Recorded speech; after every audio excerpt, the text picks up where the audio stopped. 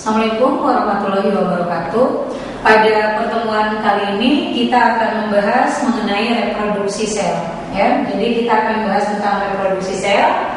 Bahasan yang akan kita bahas pada pertemuan kali ini pertama tentang amitosis atau nanti dikenal dengan istilah pembelahan secara langsung. Kemudian mitosis, pembelahan yang terjadi pada sel somatik atau sel tubuh, dan meiosis. Meiosis pembelahan reduksi atau pembelahan pada alat perkembangbiakan atau alat yang menghasilkan gamet. Pada peristiwa meiosis ini nanti yang akan kita bahas pertama contoh dari meiosis pada manusia ataupun hewan, mulai dari peristiwa spermatogenesis. Yang berikutnya akan kita bahas tentang oogenesis. Berikutnya adalah mikrosporogenesis. Dan yang terakhir tentang makrosporogenesis. Ya. Kita lanjut ke amitosis. Tadi sudah dikatakan, apa sih yang dimaksud dengan amitosis? Amitosis itu adalah pembelahan secara langsung atau dikenal dengan istilah pembelahan biner ya. Jadi pembelahan secara langsung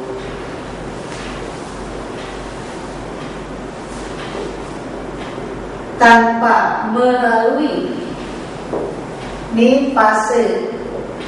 fase pembelahan, kemudian dihasilkan dua sel anak yang memiliki susunan materi genetik ya atau hereditas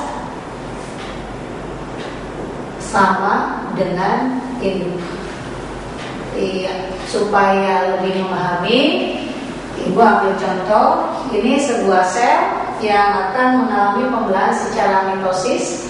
Jadi amitosis ini berlangsung pada makhluk hidup bersel satu, pada organisme yang prokariot ataupun eukariot. Misalnya Ibu ambil contoh bakteri ya. Jadi ini bakteri yang akan mengalami pembelahan secara langsung.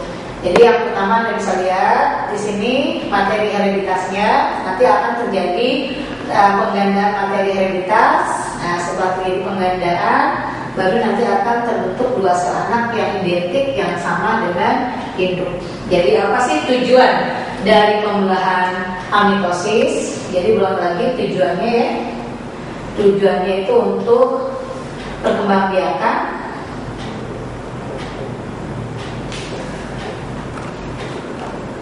Kemudian contoh organisme yang melakukannya, contohnya adalah organisme monoseluler atau bersel satu, bisa prokariot atau juga bisa yang eukariot ya.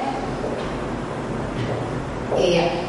Misalnya Ibu ambil contoh untuk organisme monoseluler yang prokariot, misalnya bakteri atau contoh yang lain alga biru. Ya.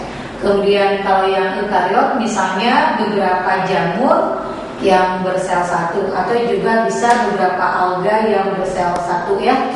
Alga monoseluler di sini misalnya. Alga monoseluler. Misalnya Ibu ambil contoh boreo.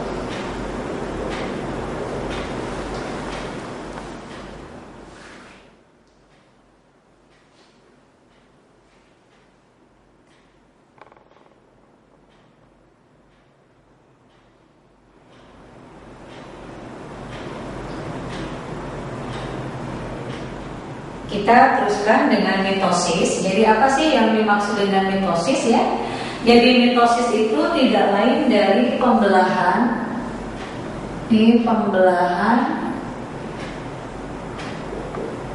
pada sel tubuh, sel somatik atau dikenal dengan istilah sel tubuh dihasilkan dua sel anak dengan susunan kromosom sama dengan induk.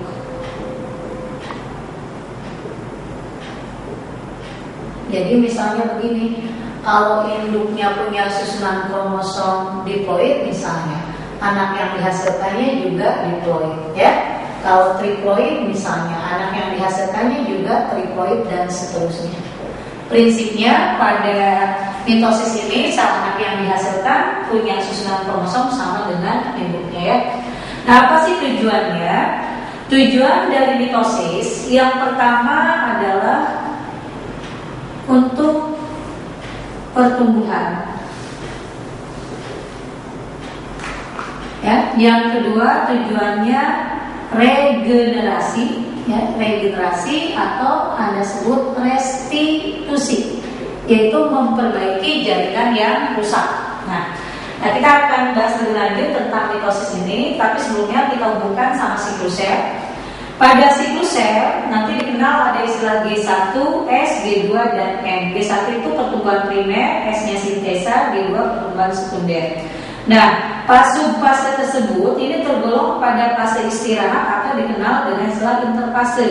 Sedangkan M itu adalah reproduksi selnya, yaitu tidak lain dari mitosis, ya.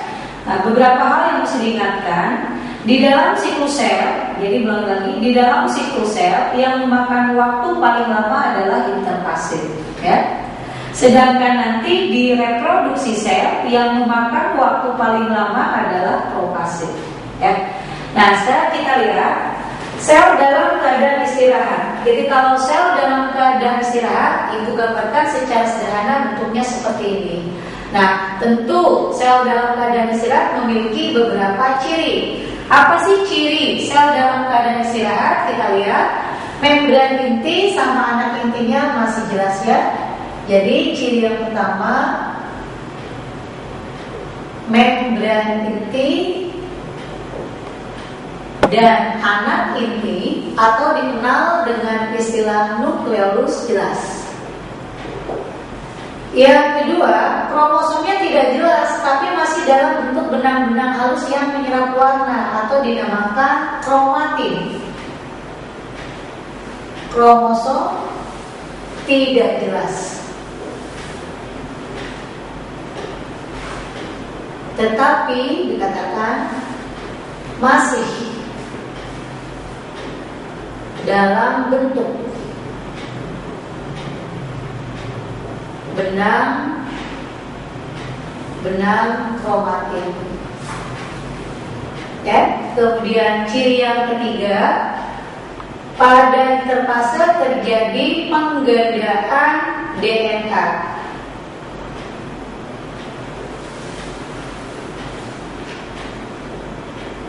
Atau dikenal dengan istilah replikasi. Ini terjadi pada subfase S, ya. Kemudian terjadi pembentukan organel.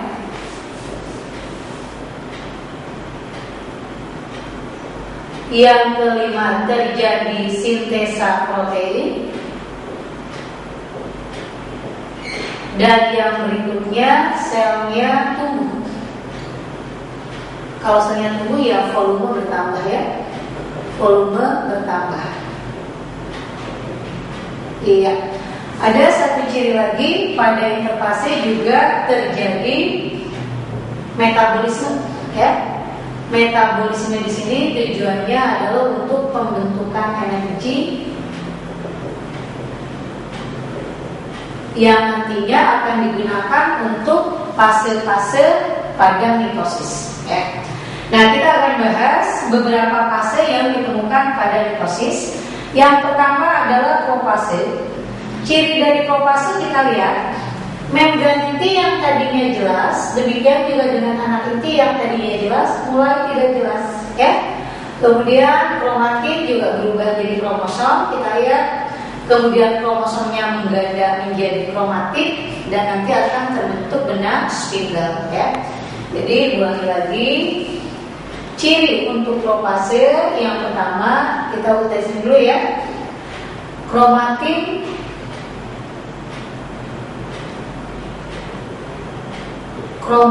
ini memendek dan menebal menjadi kromosom.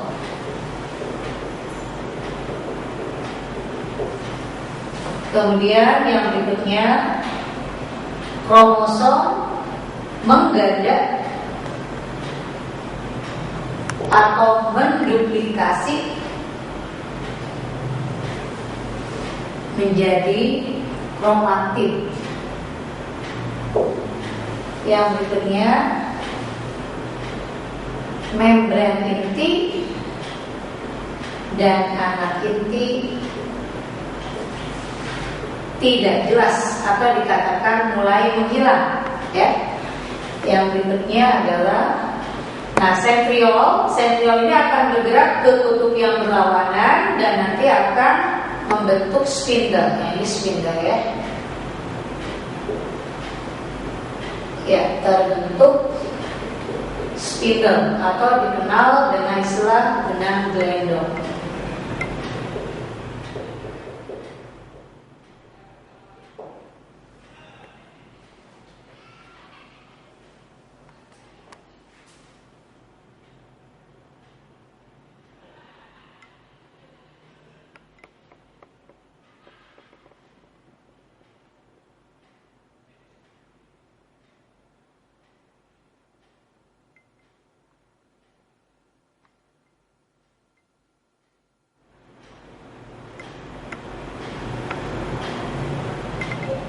Fase yang kedua pada mitosis adalah metafase. Jadi kalau kita lihat, kromosom atau kromatin berkumpul atau tersebar di bidang ekuatorial atau tersebar di tengah-tengah. Itu untuk ciri dari metafase.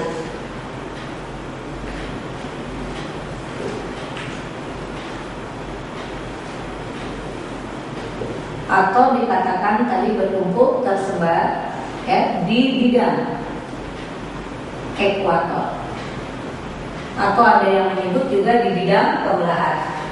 Yang berikutnya pada fase anafase,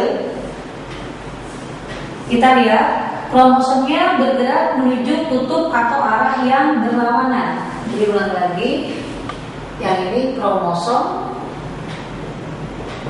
bergerak menuju kutub yang berlawanan. Nah, untuk telopase ini terjadi pembagian sitoplasma atau nanti dikenal dengan istilah sitokinesis. Yang berikutnya akan terbentuk dua sel anak dengan susunan kromosom sama dengan hidup. Jadi Anda bisa lihat yang panjang, kromosom yang punya lengan panjangnya ada dua, yang pendeknya juga dua kan. Jadi susunan kromosomnya di sini diploid. Diulangi lagi, untuk telopase cirinya adalah terbaginya sitoplasma atau dikenal dengan istilah sitokinesis. Ya. Nah, sitokinesis sendiri didahului oleh pembelahan inti atau karyokinesis. Dan ciri yang kedua adalah terbentuk dua sel anak yang memiliki tadi susunan kromosom sama dengan induk. Ya, itu untuk mitosis ya. Nah, kita akan lanjutkan. Reproduksi sel yang berikutnya adalah meiosis. Jadi apa sih yang dimaksud dengan meiosis? Meiosis sendiri pengertiannya adalah pembelahan reduksi atau dikenal dengan istilah pembelahan dengan tujuan pengurangan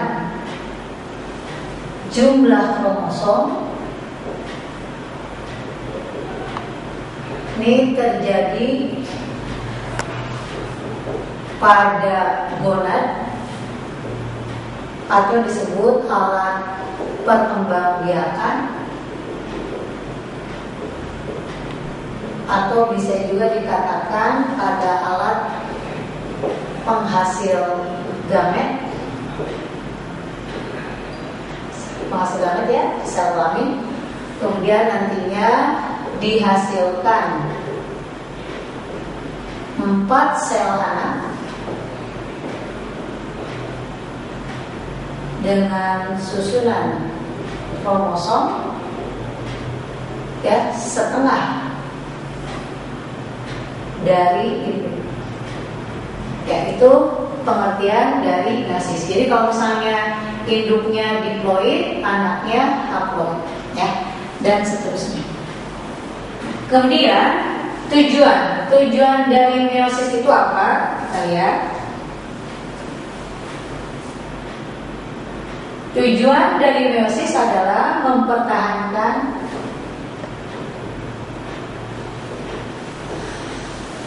ini jumlah kromosom tetap ya, kromosom tetap dari generasi ke generasi. Ya, itu tujuannya. Nanti supaya lebih jelasnya kita akan bahas contoh dari meiosis, yaitu pada pembentukan gamet yang dikenal dengan istilah gametogenesis, baik pada manusia ataupun nanti pada tumbuhan.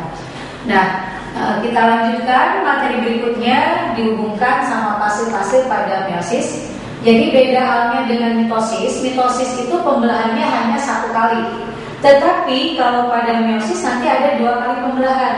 Makanya dikenal ada istilah profase 1, profase 2 dan seterusnya. Kita akan bahas dulu profase 1 meiosis itu cirinya apa. Pada prinsipnya nggak beda jauh dengan profase mitosis. Yang membedakan adalah kromosom homolog ini berpasangan. Jadi kita lihat kromosom yang panjang berpasangan dengan kromosom yang panjang, yang pendek berpasangan dengan yang pendek ya. Nah, dengan berpasangan tersebut ini memungkinkan terjadinya pertukaran gen atau terjadinya persilangan antara kromosom yang satu dengan kromosom yang lain, atau nanti dikenal dengan istilah crossing over ya. Jadi ulangi lagi, ciri untuk profase meiosis 1, cirinya prinsipnya nggak beda jauh sama mitosis. Misalnya, Ibu ambil contoh, ini kromatin ya, memendek dan menebal menjadi kromosom. Kemudian berikutnya sama, kromosom menduplikasi menjadi kromatin. Kemudian ciri yang lain, kromosom homolognya ini berpasangan. Nah, dengan berpasangan memungkinkan, tadi Ibu katakan, memungkinkan terjadi peristiwa pindah silang atau crossing over ya. Kromosom homolog berpasangan ini memungkinkan terjadi pindah silang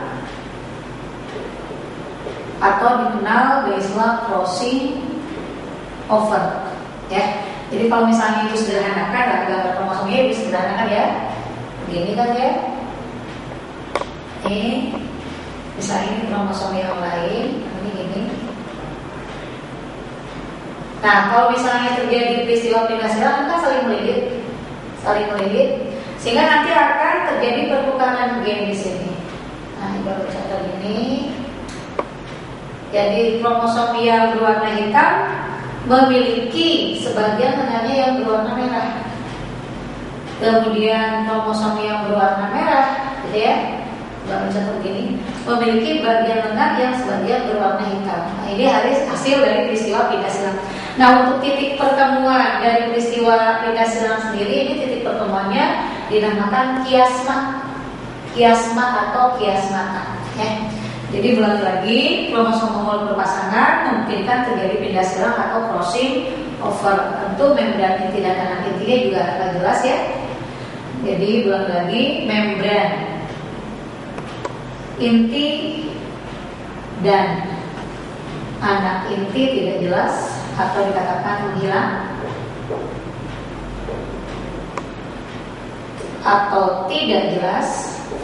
Dan tentu saja pada protase meiosis 1 juga di sini akan terbentuk spindle atau dikenal dengan istilah benang gelendong.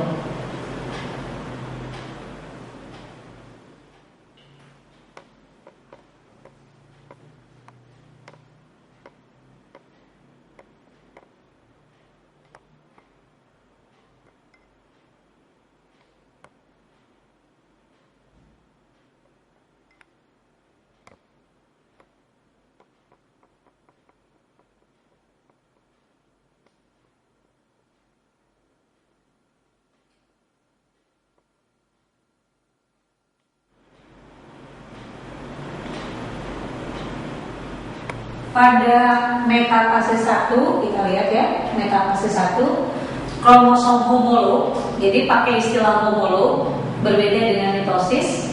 Di sini kromosom homolog maksudnya pasangannya berkumpul atau tersebar di bidang pembelahan atau di bidang ekuator. Ya, jadi kuncinya di sini pakai homolog. Sama halnya dengan anafase, kutub ya, berkutub, tapi pakai homolog lagi. Yang berikutnya adalah kromosom homolog berpisah dan bergerak menuju kutub yang berlawanan, ya, yang berlawanan. Nah, untuk anafase 1 diulangi lagi, ini kebetulan yang ibu gambar adalah yang normal, ya. Tapi nanti kita bisa bandingkan pada anafase 1 sendiri memungkinkan terjadinya peristiwa gagal berpisah atau dikenal dengan istilah non-disjunction. Jadi seharusnya kromosom yang kecil ini bergerak ke bagian bawah kan, yang ini enggak. Nah, inilah nanti dikenal dengan istilah gagal berpisah atau dinamakan non-disjunction. Nah, supaya lebih memahami, ibu ambil contoh peristiwa gagal berpisah pada gonosom atau pada kromosom kelamin manusia ya. Misalnya ibu ambil contoh pada manusia. Nah, pada bab sebelumnya kita sudah bahas bahwa kromosom kelamin pada seorang wanita itu adalah XX, sedangkan pada pria XY. Jadi ketika terjadi pembentukan gamet, kalau misalnya yang ini mengalami pembelahan secara sempurna, ya nanti X akan berpisah dengan Y seperti ini ya. Tapi misalnya ibu ambil contoh pada yang wanita ketika terjadi pembentukan gamet mengalami kasus gagal berpisah misalnya ya. Nah, karena mengalami kasus gagal berpisah, X bergabung dengan X, yang satunya lagi kosong atau tidak mengandung kromosom kelamin. Sehingga kalau misalnya terjadi peristiwa fertilisasi, ini gametnya XX ya, mengandung kromosom kelamin XX, yang ini kosong, yang berikutnya adalah XY. Sehingga kalau terjadi pembuahan, muncullah individu seperti ini, ya. Atau nanti ini dikenal dengan istilah wanita super. Nah, ya, yang berikutnya XY. Jadi laki-laki yang kelebihan X atau nanti dikenal dengan istilah laki-laki yang menderita sindrom Klinefelter. Yang berikutnya X kosong. Ini tidak lain dari wanita yang dikenal dengan istilah sindrom Turner. Nah, yang berikutnya Y kosong, ini tidak bertahan hidup atau dikatakan letal, mati ya. Nah, untuk ciri pada sindrom Klinefelter itu apa, sindrom Turner itu apa, ciri wanita super itu apa, nanti kita akan bahas lebih detail pada pola-pola hereditas.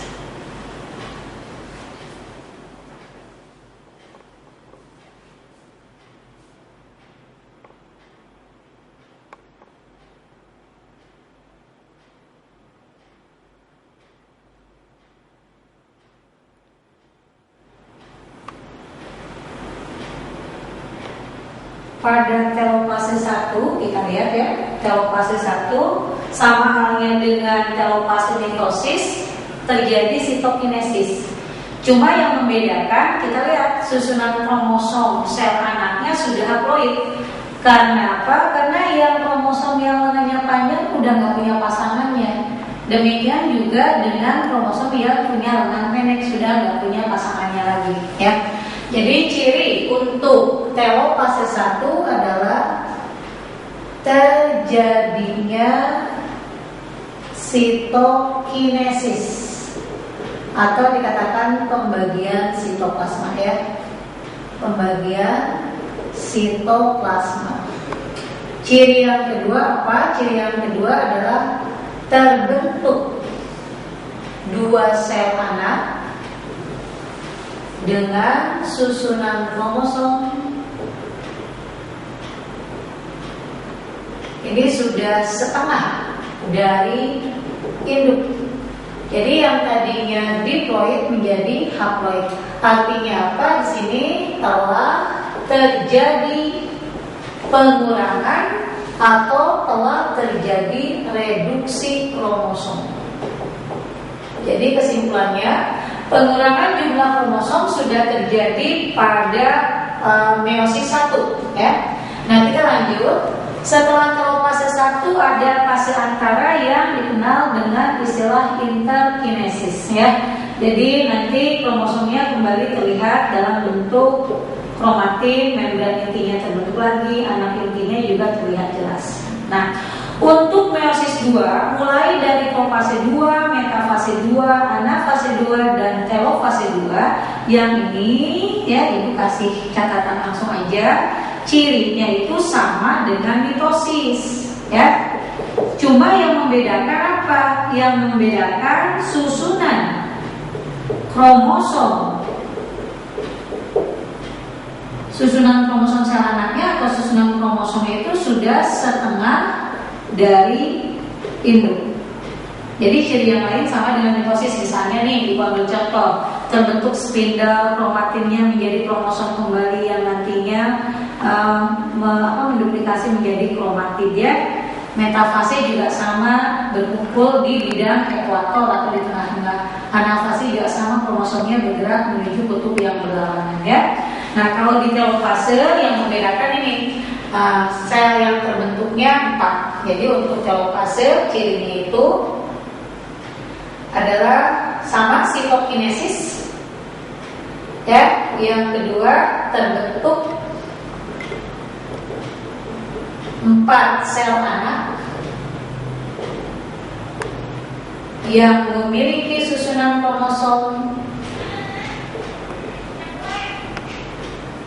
kromosomnya ya, setengah dari induk, yang jadi dari induk yang pertama. Nah, itulah untuk meiosis. Nah, kita akan bahas contoh dari meiosis. Yang pertama adalah spermatogenesis. Jadi spermatogenesis Ibu ambil contoh pada manusia, ya. Walaupun nanti jumlah kromosomnya dikurangi, sederhana saja jumlahnya. Spermatogenesis itu apa? Tidak lain dari pembentukan sperma, ya. Jadi kalau pada manusia pembentukan sperma pada tubulus seminiferus testis. Iya. Pada proses pembentukan sperma ini dipengaruhi oleh beberapa hormon. Misalnya Ibu ambil contoh, hormon yang mempengaruhi adalah FSH, LH, dan juga testosteron, ya. Dimulai dari spermatogonium di sini. Spermatogonium atau dikenal dari istilah spermatogonia. Ya, susunan kromosomnya kita bisa lihat yang panjang, yang lengannya panjang berpasangan dengan yang panjang, yang pendek juga sama. Berarti susunan kromosomnya di sini diploid, ya. Kemudian spermatogonium ini kromosomnya akan mengalami duplikasi, menduplikat kayak begini, ya. Ini nanti dikenal dari istilah spermatosit 1 atau primer. Ini juga punya susunan kromosom diploid, ya. Nah, kemudian berikutnya terjadi meiosis 1. Kita lihat kromosom homolognya berpisah, ya. Yang ini lengannya panjang, nggak punya pasangan lagi, yang pendek juga nggak punya pasangan lagi. Hasilnya ini dikenal dari istilah spermatosit 2 atau sekunder. Susunan kromosomnya sudah haploid, ya. Berikutnya mengalami meiosis 2. Hasilnya adalah spermatid. Spermatid, susunan kromosomnya haploid, dan nanti dari spermatid akan mengalami pematangan atau mengalami spermiogenesis, menghasilkan atau membentuk sperma, ya. Jadi pada peristiwa spermatogenesis, dari satu spermatogonium akan dihasilkan 4 sperma yang fungsional.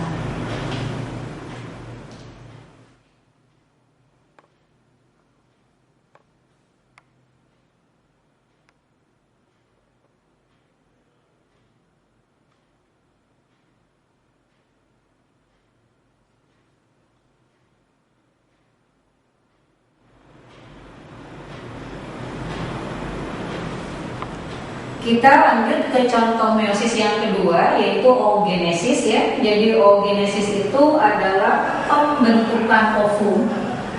Jadi yang ini adalah pembentukan ovum atau Anda sebut sel telur pada ovarium. Nah, pada proses pembentukan telur, seorang wanita dipengaruhi oleh beberapa hormon, misalnya ibu ambil contoh FSH, LH, estrogen, dan progesteron. Pada pembentukan telur dimulai dari oogonium atau oogonia. Jadi ulang lagi ya, dimulai dari oogonium atau oogonia. Susunan kromosomnya sama halnya dengan spermatogonium atau spermatogonia, yaitu diploid. Kemudian kromosomnya akan mengalami duplikasi, nantinya hasilnya berupa oosit 1 atau primer. Susunan kromosom masih haploid, ibu ulang lagi masih diploid. Oosit 1 atau oosit primer ini mengalami meiosis. Jadi ulangi lagi, mengalami meiosis 1. Di sini akan terjadi pembagian sitoplasma yang tidak sama besar. Hasilnya nanti berupa oosit 2 atau sekunder yang memiliki susunan kromosom haploid dan badan kutub primer. Badan kutub primer, susunan kromosomnya juga haploid, ya. Kemudian mengalami meiosis 2, terjadi pembagian sitoplasma yang tidak sama besar juga, dihasilkan ootit, susunan kromosomnya haploid, yang nantinya akan berkembang menjadi telur, jadi ini ovum. Dan 3 yang ini dikenal dengan istilah badan kutub sekunder atau dikenal dengan istilah polosit, atau ada yang menyebut badan polar. Jadi kesimpulannya, pada peristiwa oogenesis, dari satu oogonium akan dihasilkan 1 ovum fungsional dan 3 polosit atau 3 badan kutub, ya. Nah, itu untuk contoh meiosis pada manusia. Nah, kita lihat yang berikutnya, contoh peristiwa meiosis pada tumbuhan. Peristiwanya dikenal dengan istilah mikrosporogenesis. Apa sih yang dimaksud dengan mikrosporogenesis? Jadi mikrosporogenesis itu adalah pembentukan mikrospora atau dikenal dengan istilah polen atau dikenal dengan istilah serbuk sari. Terjadi pada kepala sari, ya. Kepala sari atau kita sebut dengan istilah anter atau antera, ya. Dimulai dari mikrosporogonium atau mikrosporogonia, susunan kromosomnya yang ini diploid, kemudian kromosomnya mengalami duplikasi menjadi mikrosporosit 1 atau primer, terjadi meiosis 1, dihasilkan 2 mikrosporosit 2 atau sekunder, ini sudah haploid, kemudian mengalami meiosis 2, ya. Meiosis 2 dihasilkan 4 mikrospora atau 4 serbuk sari, 4 polen. Nah, ibu ambil contoh 1 serbuk sari atau 1 polen. Intinya ini akan mengalami pembelahan atau mengalami karyokinesis. Ibu tulis karyokinesis 1. Jadi intinya membelah menjadi 2. Jadi begini ya. Nah, intinya membelah menjadi 2. Jadi ibu ambil 1 contoh saja. Inti yang depan dinamakan inti vegetatif. Kemudian yang belakang ini dinamakan inti generatif. Nah, inti generatif ini nantinya akan membelah lagi, sedangkan inti vegetatifnya tidak. Sehingga nanti hasil karyokinesis kedua, hasil pembelahan inti kedua akan dihasilkan 1 inti vegetatif ya, dan 2 inti generatif.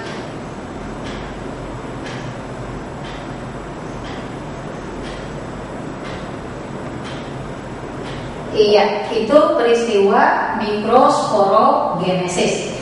Kita lanjutkan, kita akan bahas tentang makrosporogenesis atau disebut megasporogenesis ya. Tidak lain dari pembentukan makrospora atau megaspora, atau ada yang menyebut bakal biji pada ruang bakal biji ya, atau disebut dengan istilah ovulum. Nah, kita lihat ini dimulai dari makrosporogonium, sama ya, susunan kromosomnya diploid, kemudian menjadi makrosporosit 1 atau primer, diploid juga. Ini mengalami meiosis 1. Kemudian hasil dari meiosis 1 itu dihasilkan 2 makrosporosit 2 atau sekunder, ini sudah haploid. Kemudian mengalami meiosis 2, dihasilkan 4 makrospora yang haploid. Nah, 4 makrospora ini sama halnya dengan pembentukan telur. Yang 3 tidak berfungsi, ini mati ya, tidak berfungsi, hancur. Yang berfungsi hanya 1. Sama halnya dengan peristiwa mikrosporogenesis, mengalami pembelahan inti, mengalami karyokinesis ya. Jadi ibu perbesar aja gambarnya supaya lebih jelas ya. Nah, intinya membelah menjadi 2 gitu ya. Kemudian sesudah itu mengalami karyokinesis 2, mengalami karyokinesis 2, ini membelah, ini membelah. Nah, kalau membelah kan jadi 4 ya, jadi 4 seperti ini. Kemudian akan mengalami karyokinesis 3 ya, mengalami karyokinesis 3. Kita lihat, ini membelah semuanya. Jadi hasilnya nanti ada 8. 1, 2, 3, 4, 5, 6, 7, 8 ya. Nah, inti yang letaknya di sebelah atas yang ini nanti dikenal dengan istilah antipoda.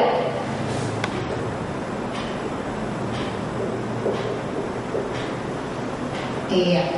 Kemudian yang samping ini sinergit.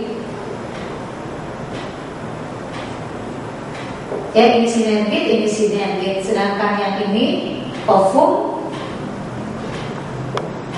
Berikutnya yang ini belum bergabung. Nah, kalau belum bergabung dikenal dengan istilah inti kandung lembaga primer. Ya, primer. Ini masih haploid. Tapi nanti kalau misalnya sudah bergabung, ulangi lagi, kalau misalnya sudah bergabung, inti kandung lembaga primer ini bergabung menjadi IKLS, inti kandung lembaga sekunder. Kalau sudah bergabung, tentu saja menjadi diploid 2F.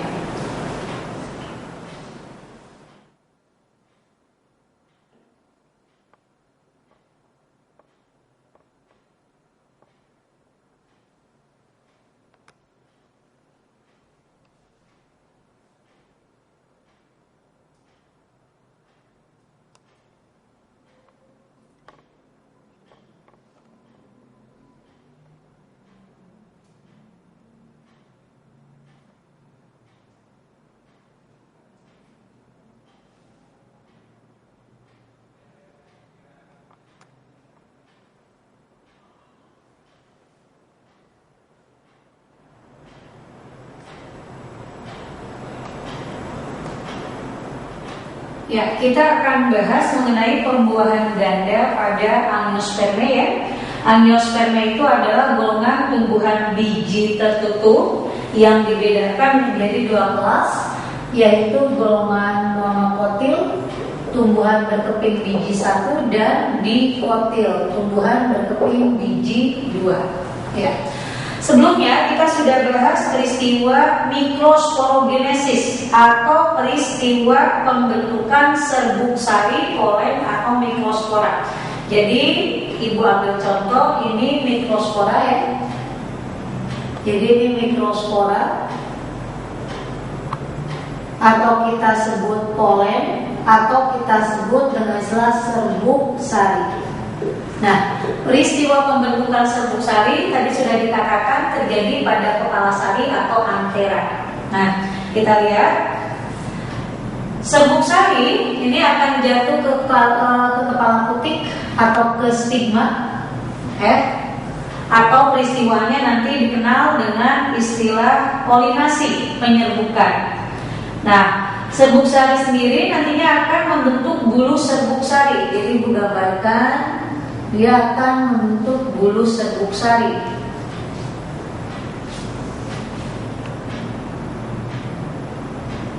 Iya, yang ini tidak lain dari bulu serbuk sari.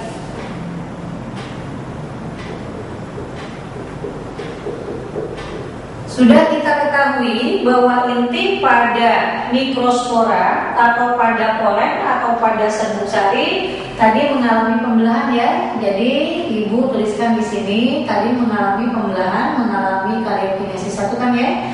Intinya membelah menjadi 2. Ibu gambarkan seperti ini.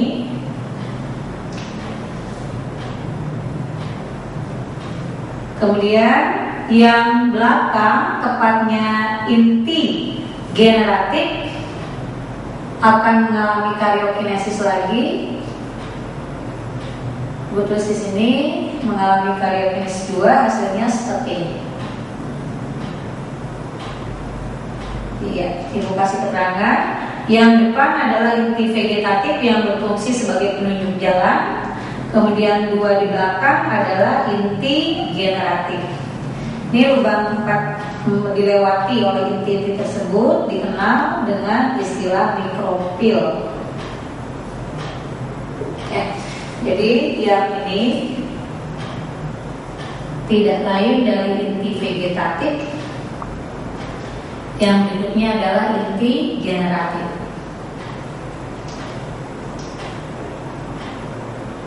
Inti vegetatif berfungsi sebagai penunjuk jalan. Yang berikutnya adalah inti generatif. Ini juga inti generatif.